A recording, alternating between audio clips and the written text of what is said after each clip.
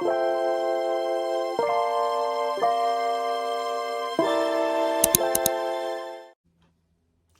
hello everyone, and thanks for tuning in, guys. And yes, guys, it is Mental Health Mondays. So guys, if you are new here, thank you for coming and checking out the channel. My name is Lynn, and I would just like to say welcome to all of you that came out. And guys, for my ride or dies, guys, thank you for always coming back and checking me out. I really appreciate each and every one of you.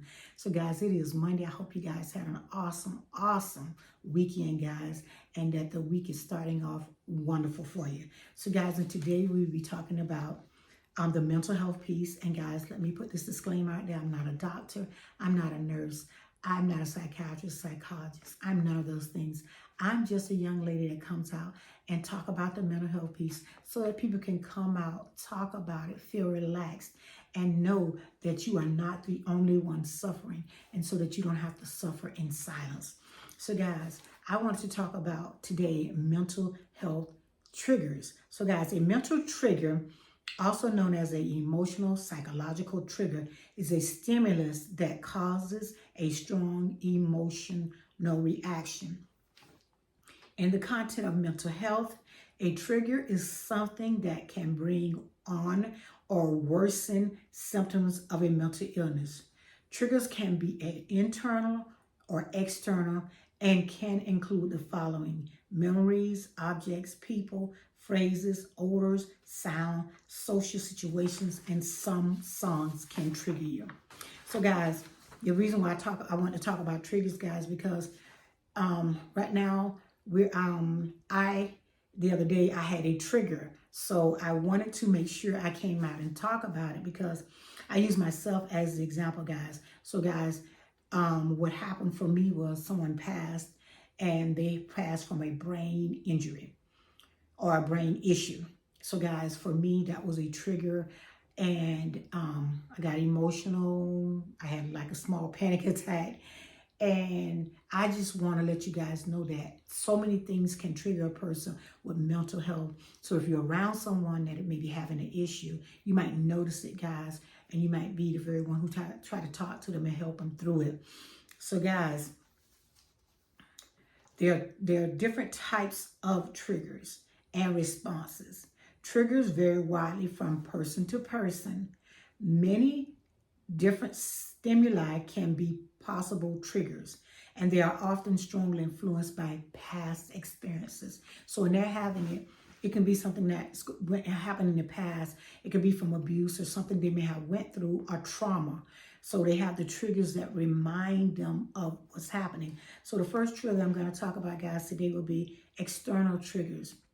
External triggers: think senses, sounds, sights, smells, textures that elicit responses based on past experiences. Example: smelling the cologne that was worn by a loved one who has passed away can trigger grief. Also, another one, guys, is internal triggers: strong feelings that arise based on past experiences. As an example, making a doctor's appointment after a negative medical experience can trigger fear. So guys, I can relate to that one because going back to the doctor after surgery, at first when after I had the surgery and then came home, then I had to go back a couple of weeks after I had the surgery for them to check on me and see how everything was going. It will trigger you, guys. It had me kind of upset. I didn't know it. You just get to where you really don't know how to handle it. You feel like you don't know how to handle it, but you just got to try to breathe through and try to deal with it a different type of way. So me, I tried not to dwell on it as much, even though I had to go back and hear what they had to say. And everything so far has been very good, and I thank God for that. A trauma trigger is strong feelings that arise based on past trauma. For an example, the sound of firecrackers can be trauma triggers for veterans of war. So guys, I wanted to let you know that there are so many different types of mental health and triggers for people who are dealing with mental health.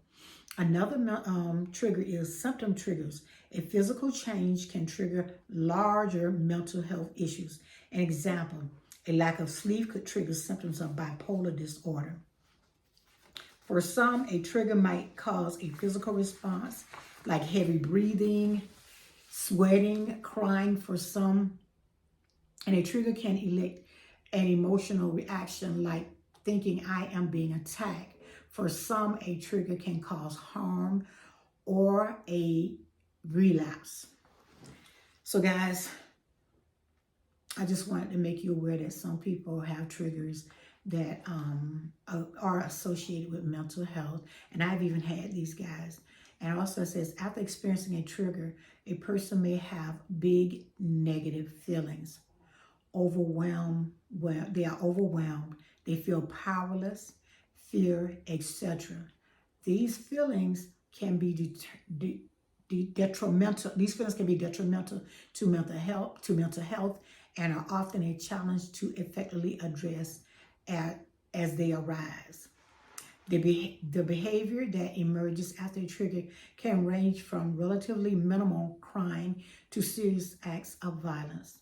Someone exposed to a trigger may experience impaired judgment or awareness. So they don't have, when they are being triggered, they can't think right, they don't feel right, they're fearful. And guys, a fearful person can do a lot of different things because they don't know how to handle it. So guys, I'm going to talk about a little bit about ways to help someone who gets triggered. So in case you're around someone who may get a trigger, guys, be curious. Learn to engage in a difficult situation with a focus on maintaining a positive relationship. Learn what is triggering for those around you and try to avoid causing pain. Remember to respect an individual's rights not to share or to share their own timeline. Be empathetic and listen without judgment. Be a safe space for those around you. Avoid taking another's behavior personally, nor making negative judgments about someone's feeling and behavior. Maintain good boundaries. Boundaries help everyone to be clear on expectations, which adds security and predictability. Help with coping. Ask about strategies that work for the person to relax and take care of themselves. Encourage more time spent on self-care activities. Use trigger warnings if you develop content.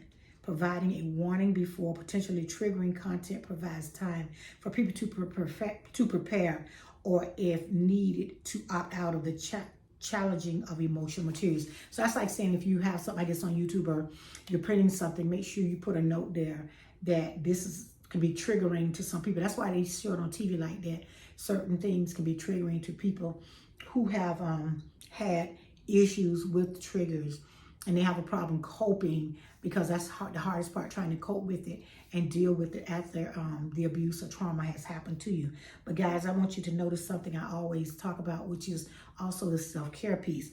It said, ask about strategies that work for the person to relax and take care of themselves.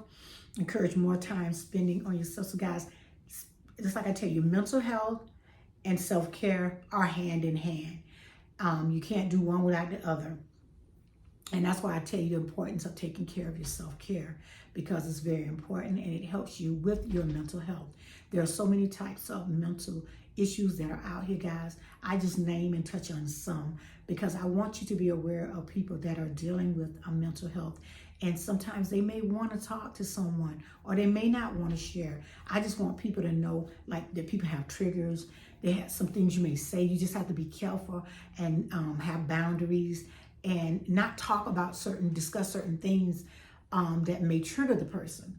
So that's what I wanted to talk about today, because I know I have the triggers and sometimes I have the memories, and then it's hard for me to deal with it, but sometimes I just cry it out, pray it out, and I just ask God to help me with it. You know what I mean? Because everyone does things in their own time.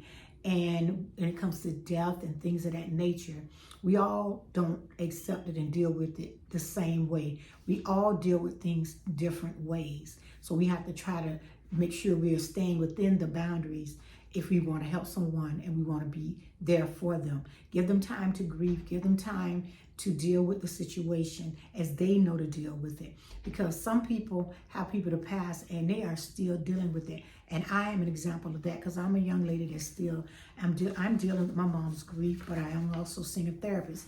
And so guys, I want to make sure that you know the importance of going to see someone if you don't feel good, if you don't feel right. Make sure you call your primary care physician, guys. Talk to them so that they can give you a referral to someone that can be helpful to you.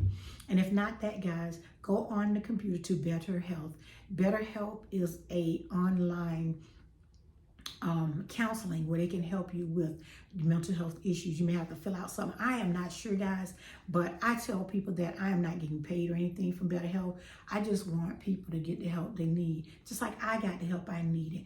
I first, guys, I was scared, I was whatever, but guys, I'm so glad I am in therapy. I'm getting the help. I don't take any meds, but I'm not against meds. If I had to take meds for whatever, guys, I would take them because I believe that God gave doctors the knowledge to understand what we are going through and know our bodies and what helps us. So guys, I am not going to stay on much longer. Just want to say thank you everyone for checking out the video.